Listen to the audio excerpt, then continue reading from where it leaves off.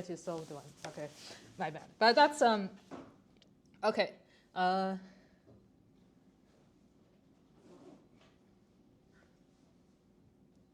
Okay. The another thing that's we learned heat combustion of this. Okay, I'll say step 3 probably. Okay, good with step 1 and 2 so far.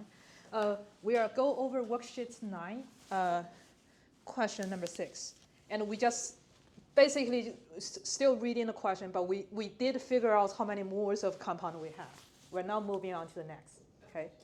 Okay. Step 3.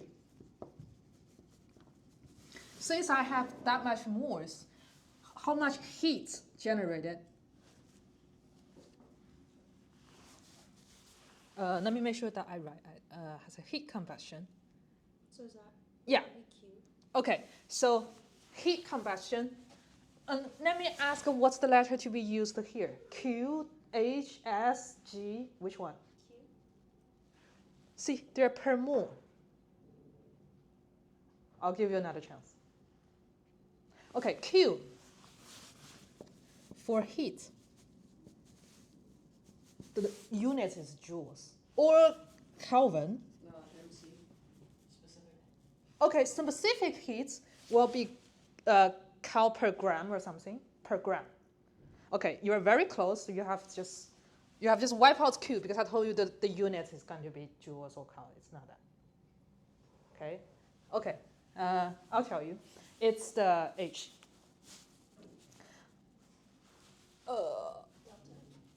Yeah, if you really don't, okay, let's do this. If you don't care the letter, you have per moles and here is moles. What are you going to do? Multiply by the moles. So cancel the moles and then you get the, yeah, gets the kilocal. If you don't know which letter to use, that works. You just need to cancel the units. Works? Find change in H. This one is H, delta H. When you apply delta H with the mole, you get the Q. Okay? If you don't know which letter to use, just find whichever units that make sense to you. Make sense? What does heat capacity mean? Okay, I'll review on the other part after I write this. Are we good? Okay. Okay, so heat. In this case, okay, so it's per mole multiplied by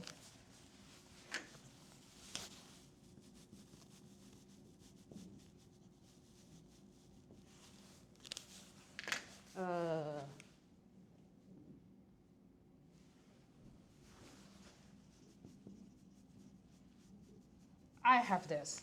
Not sure if you have. Heat is Q. This one is delta H. Is delta H. But if you don't know which letter codes to use, but that's fine. We'll come to your specific heat in the next step. That's exactly the next step. Are we good? Is that 6.30? I got this, but I'm not sure if you got this. Wouldn't it be negative? You're right. But let's don't put negative here for now because negative is just a direction. Okay. I'll say okay. That's negative is direction. So it has nothing to do with the math. It's just. Yeah. It's just telling you, is my system losing its heat? Okay. Minus Q out means just after it burn, release this much kcal of the energy. Are we good? It's just showing you, okay, this negative is the direction. It's the direction to surrounding. That's negative. Are we good? Good? Okay.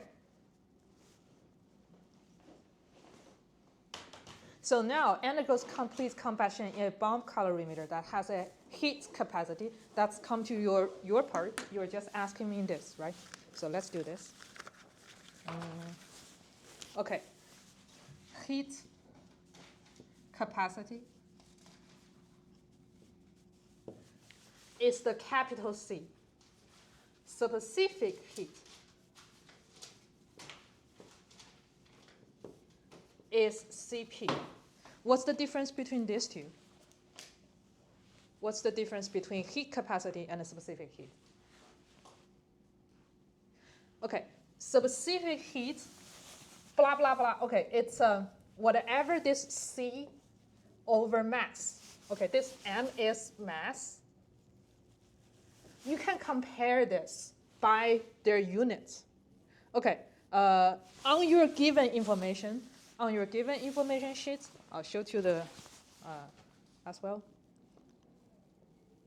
Okay, your CP water is 4.184. Okay, I'm just showing this. Okay, CP specific heat for water is 4.1. I'm just showing an example. Okay, this is on your given information. 184 joules per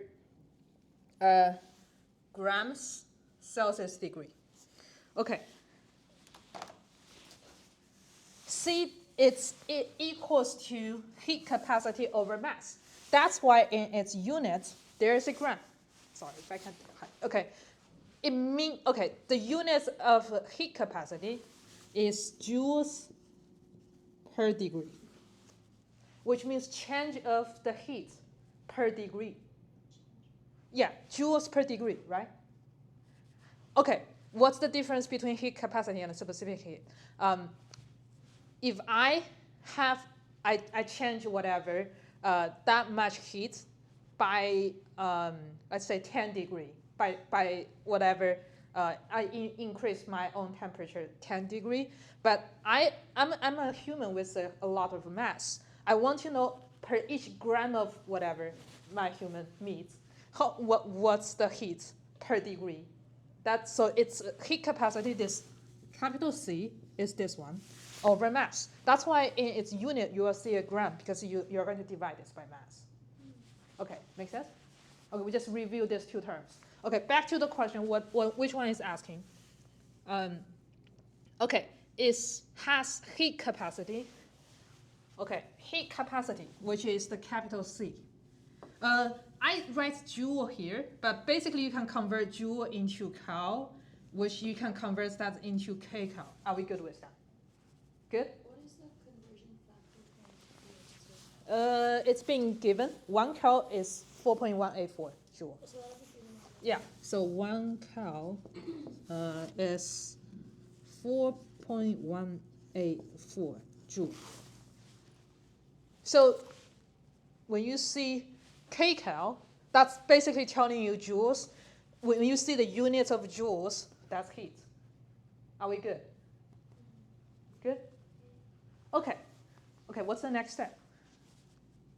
Oh, this one is already 8.